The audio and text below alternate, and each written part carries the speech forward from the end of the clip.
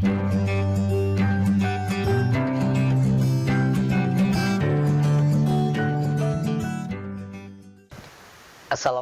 warahmatullahi wabarakatuh. Selamat pagi adik-adik. Alhamdulillah bisa bertemu lagi dengan Bapak ya, Jajang Nurul Huda. Insya Allah kita akan membahas tentang bagaimana mencari keberkahan rezeki melalui ekonomi Islam. Nah, sebelumnya kita bersama-sama bacakan basmalah. Bismillahirrahmanirrahim. Nah, adik-adik, mencari keberkahan rezeki melalui ekonomi Islam, kita harus tahu apa sih ekonomi Islam. Maka di situ ada dasar-dasar perekonomian dalam Islam, yaitu aplikasi nilai-nilai Islam dalam kegiatan ekonomi bukan merupakan hal yang baru. Buku Bidayatul Mujtahid karya Ibnu Rushd menjelaskan bahwasannya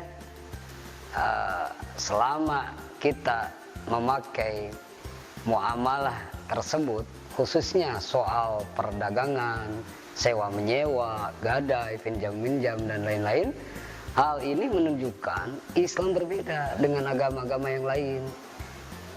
Mana buktinya? Islam mendorong untuk supaya adanya keseimbangan dalam masyarakat. Etika perekonomian yang dikembangkan Islam adalah menciptakan kegiatan ekonomi yang bertumpu pada pilar tauhid. Jadi keseimbangan dan tazkiyah, membersihkan harta yang bersumber dari Al-Quran tentunya. Mana? Nih dalam surah Al-Qasas ayat yang ke-77, di situ difirmankan oleh Allah Subhanahu wa taala, auzubillahi minasyaitonirrajim, wabtaghi fima taqallahu, dan seterusnya. Sehingga dilanjut kita akan menjelaskan bagaimana sih tata caranya supaya mendapatkan rezeki melalui ekonomi Islam itu. Ya ayyuhalladzina amanu la taqulu amwalakum bainakum bil batil illa an takuna tijaratan an taradin minkum wala taqtulu anfusakum innallaha kana bikum rahima. Nah, ini adalah merupakan dasar ya, dasar-dasar etika ekonomi Islam. Ekonomi Islam itu yang menjalankan perannya dengan berpedoman pada ajaran Islam. Apa tujuannya? Yaitu memberikan keseimbangan bagi kehidupan masyarakat. Nilai ekonomi Islam bukan semata-mata hanya untuk kehidupan muslim, melainkan untuk seluruh makhluk hidup di muka bumi ini. Nah, inilah buktinya ayat yang tadi dibacakan. Hei orang-orang yang beriman, janganlah kalian untuk makan harta kalian semua dengan perjalanan yang batil, dengan perjalanan yang tidak diridhoi oleh Allah. Apalagi kalau tidak ada aturan, melainkan kalau ada aturan dengan cara berdagang, jual beli, ada merasa suka antara menjual dan yang membeli di antara kalian, silahkan. Dan diinstruksikan di sini ya, jangan kalian saling membunuh. Kemudian selanjutnya, bagaimana sistem ekonomi Islam, kesejahteraan umat. Nah, ada alat ekonomi tentang mengutamakan cara-cara yang benar, upaya untuk mendapatkan keuntungan dalam usaha atau bisnis merupakan suatu hal yang lazim, asalkan menggunakan cara-cara yang benar. Mana di antara proses dan cara yang benar dalam mengambil keuntungan? Di antaranya tidak mengurangi, mempermainkan dalam takaran atau dalam timbangan, tidak menimbun barang atau disimpan supaya nanti ketika orang yang punya warung yang lain tidak ada di kita. Tidak melampaui batas dalam mengambil keuntungan, tidak memotong jalur distribusi untuk menimbun barang.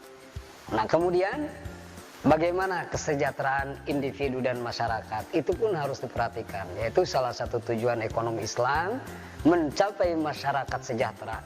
Masyarakat sejahtera menurut ajaran Islam telah digambarkan oleh Allah dalam Al-Quran, yaitu a'udzubillahi minasyaitonirrajim, laqad kana lisabain fi maskanihim ayah, dan ayat selanjutnya.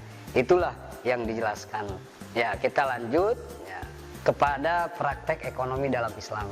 Di antaranya ada yang dinamakan jual beli. Apa yang dinamakan jual beli dan apa hukumnya?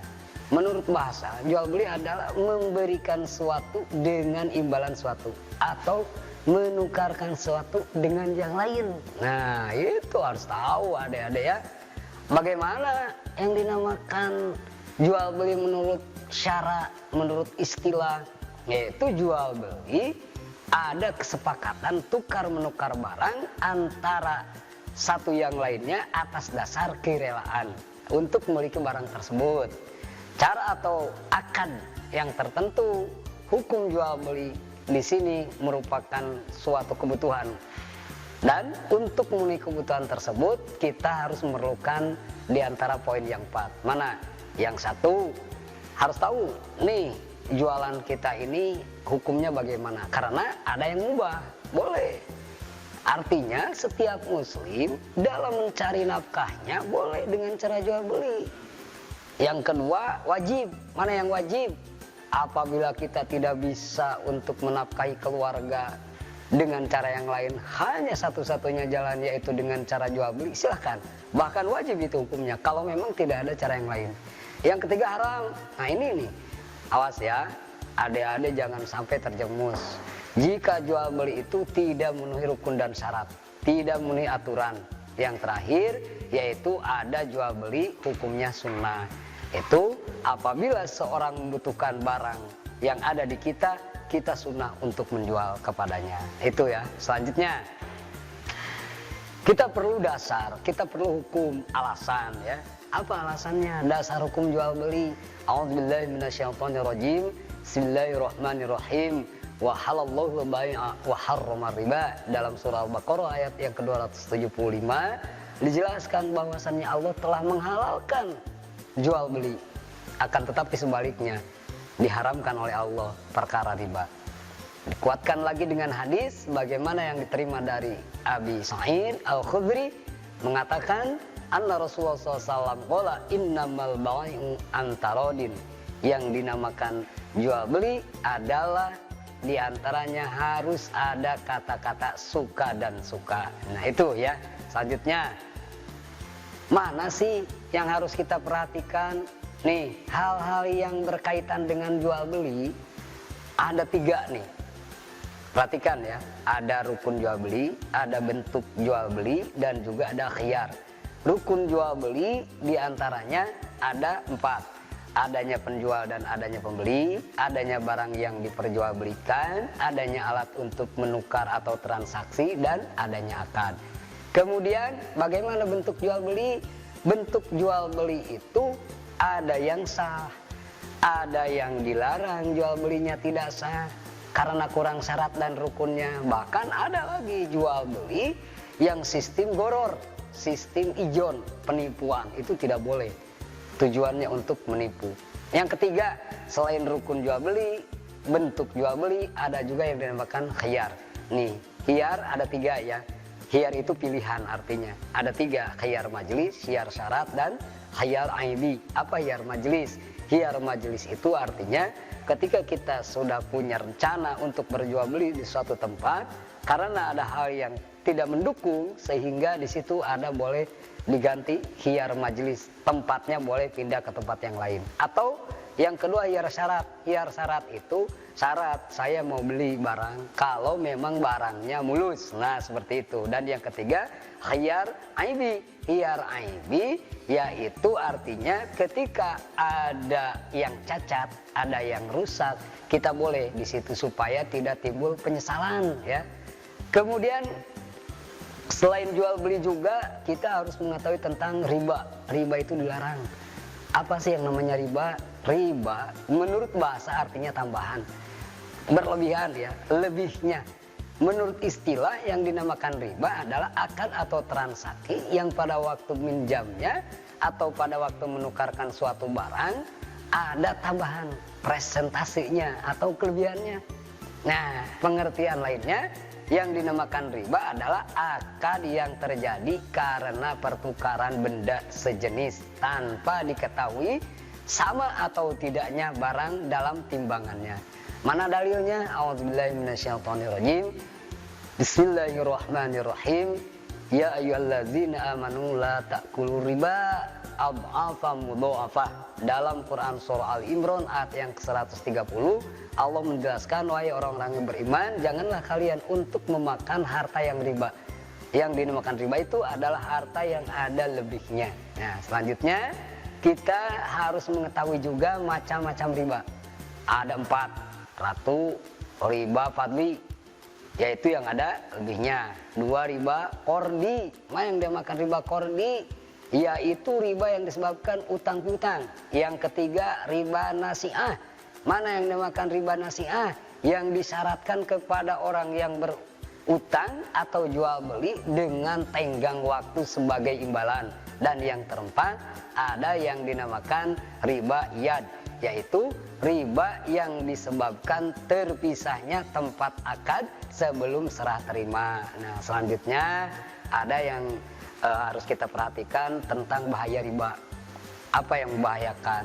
Adanya pihak yang diragukan, dapat memupuk sifat rakus, dibenci oleh Allah, mendapatkan hukuman di dunia dan di akhirat, terjadinya kesenjangan dalam masyarakat. Itu diantaranya bahayanya. Kemudian menunjukkan perilaku menghindari dari riba harus bagaimana supaya kita terjauhkan dari riba. 1, terbiasalah kita mencari rezeki dengan bekerja keras. Jangan mengandalkan bersandar kepada orang lain supaya tidak ada riba. 2, terbiasa melakukan pembayaran dengan tunai. Jangan ada belajar atau berniat untuk utang piutang, untuk berutang, pinjam meminjam atau meminjam.